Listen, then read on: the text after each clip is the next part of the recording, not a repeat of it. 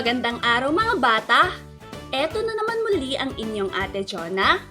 Nagbabalik upang handuan kayo ng isang magandang kwento. Sa mga bago naming manonood, para po sa inyong kaalaman, isa ako sa mga staff ng Ilocos Norte Provincial Library, ang inyong tagapagkwento. Pero bago tayo magsimula, meron muna akong isang katanungan. Mga bata, may guro ba kayong hinahangaan? Meron! Kung ang sagot nyo ay oo, pakinggan nyo ang kwentong ito. Ang pamagat ng ating kwento ay Ang Dakilang Guro. Isinulat ni Nurhayati Pujastuti at guhit naman ni Hotami Wijayanti. Inilimbag ng Let's Read the Asia Foundation. Kung magustuhan nyo ang kwentong ito, maaari bang paki-like at share ang video na ito? Kaya naman, tara na at umpisahan na natin ang ating kwentuhan. Sa wakas, nakarating na rin si Sarah sa bahay ni Reta. Ito ang unang beses na bumisita siya sa bahay ng pinsan. Mula pa si Sarah sa Ottawa, Canada. Wow! Galing ito sa Redo Canal kung saan maaaring sumakay sa bangka, mangisda at mag-iski ang mga turista. Nasasabik na sigaw ni Reta. Hindi naman inasahan ni Sarah ang ganong reaksyon. Paano iyon nalaman ni Reta? Mukhang masasarap ang mga nakahain. Ngunit saan magsisimula si Sarah? Mukhang nakatatakam yung fruit salad. Sabi ni Reta, rujak ang tawag doon. Ang rujak ay sobrang anghang.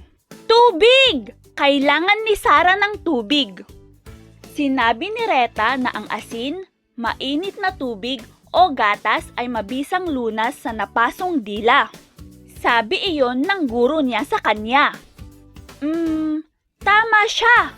Nawala agad ang sakit. Matalino ang guro ni Reta. Sumunod si Sarah kay Reta sa bilihan ng pagkain. Dala-dala ng pinsan niya ang isang bayong sa pamamalengke. Sabi ng guro ni Reta sa kanya na bawasan ang paggamit ng plastik. Gusto namang makilala ni Sarah ang guro ni Reta. Magkano kaya ang babayaran ni Reta? Nagbilang siya sa kanyang daliri sa kamay.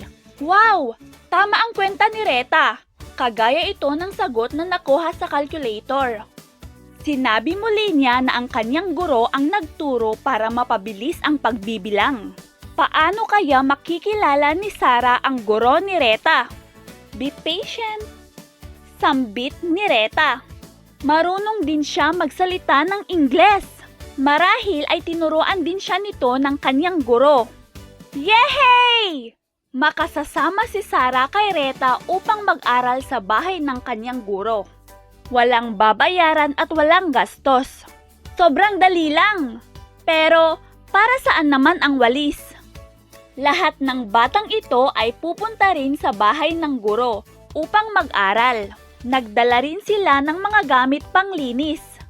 Sabi ni Reta, hindi kaya ng kanyang guro na maglinis mag-isa sa kanyang bahay. Nagmamadaling naglakad si Sarah. Kung tatakbo sila ay mas mabilis silang makararating doon. Huwag kang mag-alala. Mayroong lunas ang guro ko para sa iyong sugat. Wika ni Reta. Hindi na makapaghintay si Sarah na makilala ang guro. Nakarating na sila. Siya pala ang guro ni Reta. Wow! Ang ilang mga bata ay nag-aaral tungkol sa matematika. Ang iba ay nag-aaral ng Ingles at agham. Natutuhan nila ang lahat ng asignatura. Ngayon, napatunayan na ni Sarah. Totoo ngang dakila ang guro ni Reta. Ang guro ay si Insu Kaisi, kilala sa tawag na Buin. Nakapagtapos si Buin sa Indonesian University of Education sa Bandung. Nagkaroon siya ng sakit na rheumatoid arthritis na naging dahilan kung bakit hindi siya nakakagalaw ng 27 na taon. Sa pagsusumikap, nagturo siya kahit nakahiga mula 8 ng umaga hanggang 8 ng gabi. Nagtuturo siya ng Ingles, kasaysayan, computer, at matematika. Kahit sino galing sa elementarya at sekundarya ay tinatanggap. Mahal siya ng kanyang mga estudyante, kaya tinutulungan siya sa mga gawaing bahay katulad ng paglilinis. At dyan nagtatapos ang ating kwento. O mga bata, matutong gumalang at magpasalamat sa mga guro at patuloy na magsikap sa pag-aaral sa kabila ng mga pagsubok. Hangad ko na may natutunan kayo sa araw na ito. Hanggang sa muli, paalam!